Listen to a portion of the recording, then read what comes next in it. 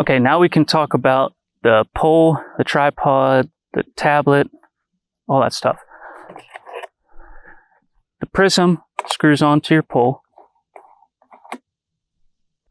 Okay, and then these legs, this bipod, you just put your thumbs here, depress it, and then as soon as you let go, it holds it right there.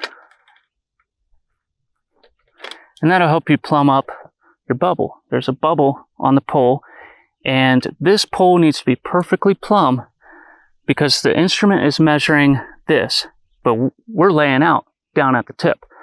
So this has to be directly over the tip of the pole, and that's what the bubble vial is for. So you look at the bubble, and you get the bubble directly in the center. This is the fiberglass pole that comes with the instrument kit.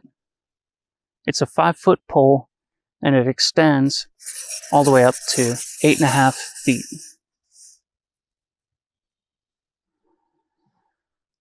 If you need something to be very accurate, do not use a tall pole extended all the way up. It's not going to be all that accurate because you have to have this bubble perfectly calibrated and perfectly centered in the vial in order for this to be accurate. So you're better off having this thing down here at 5 feet. So this pole and this prism are designed to go together. The numbers on this pole include this prism, and it's a measurement from the center of the prism down to the tip of the pole. This is where we're marking, but this is where we're measuring with the instrument. So we need to tell the instrument how high this reflector is above the point. Now, just because it says 5 feet doesn't mean we should trust it. So you should, every once in a while, double check and make sure that it is 5 feet. And it should be 5 feet to roughly the center of this prism.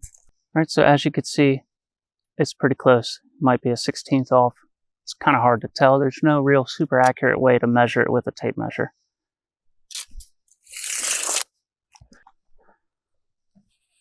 You'll also notice there's a hole here, and this thing normally sits there, but you could pull it out and put it in here, and this will always ensure that it's at 5 feet. And even if this knob loosens up, it's not going to go lower than 5 feet. You want to have your prism pole set up like this. You're going to have the bubble with the data collector or the controller right here. And then, so it'll be bubble, then this ram clip, and then your bipod. That way, when you're standing here, you can look at your data. You can look at the bubble. You have room for your thumb to press this and move this for the bipod. And it's all just neatly organized. So aside from this 5-foot pole, you want to have a mini stakeout prism pole.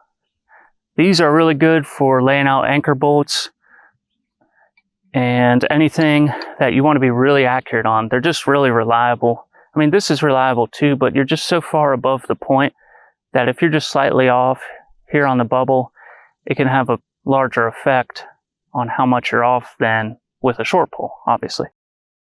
So we use these a lot for setting your anchor bolts or embed plates or concrete wall locations. And you could just get these on Amazon, or I'm sure TopCon sells them. I don't know. But they're really good to have. The bubble vial is the most important thing on the prism pole. It is used to ensure the prism is directly over the marking point. The bubble vial needs to be calibrated so that when the bubble is in the center of the vial, the pole is actually plumb. This is very important. Sometimes the bubble vial can be out of calibration. When this happens, you will think the pole is plumb when the bubble is centered, but in fact it's not plumb. This will give you false data. It is very common for the bubble vial to go out of calibration. Even when you first get a new pole, chances are it needs to be calibrated.